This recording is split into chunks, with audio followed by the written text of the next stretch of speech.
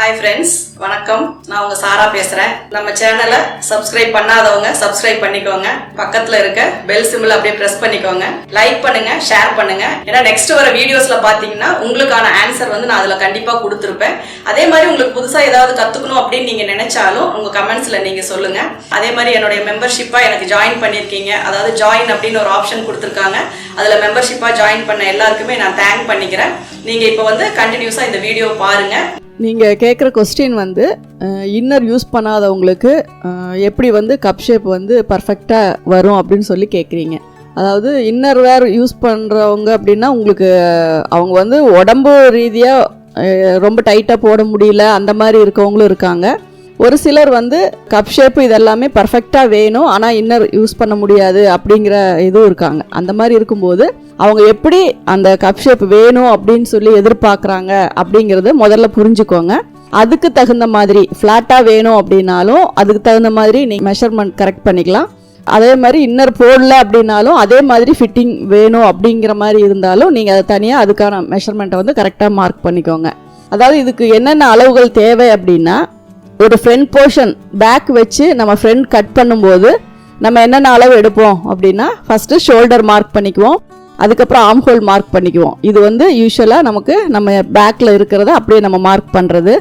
அதுக்கப்புறம் நம்ம front neck, அதுக்கப்புறம் ஃப்ரண்ட்டு ஓப்பன் லென்த்து, அதுக்கப்புறம் டாட்டோட அகலம், டாட்டோடைய டிஸ்டன்ஸ் எவ்வளோ தூரத்தில் பிடிக்கணும் அப்படிங்கிறதுக்கு, அதுக்கப்புறம் டாட் பெருசாக வேணுமா சின்னதாக வேணுமாங்கிறதுக்கு ஒரு அளவு, சைடில் பட்டிக்காக ஒரு 3 இன்ச்சு, மற்றதெல்லாம் ஃப்ரண்ட் நெக் இதெல்லாமே நம்ம யூஸ்வலாக எப்போது எடுக்கிற அளவு. இதை வச்சு தான் நம்ம ஃப்ரண்ட்டை கட் பண்ண போகிறோம். இப்போ ஃப்ளாட்டாக வேணும் அப்படின்னு சொல்லி கேட்டாங்க அப்படின்னா நார்மல் போட்டுக்கோங்க, நார்மல் கட்டிங் போட்டுக்கோங்க, கிராஸ் கட்டிங் போட வேண்டாம். அப்போ என்ன பண்ணணும் அப்படின்னா, ஃப்ரண்ட் ஓப்பன் லென்த்து அதிகமாக வச்சுக்கோங்க. அதாவது கிராஸ் கட்டிங்க்கு 2.5+1 அப்படி வச்சிங்கன்னா, ஸ்ட்ரெயிட் கட்டிங்க்கு 3+1 4 அந்த மாதிரி வச்சுக்கோங்க. அதே மாதிரி டாட்டோட டிஸ்டன்ஸு ஒரு 2.25 வச்சுக்கோங்க.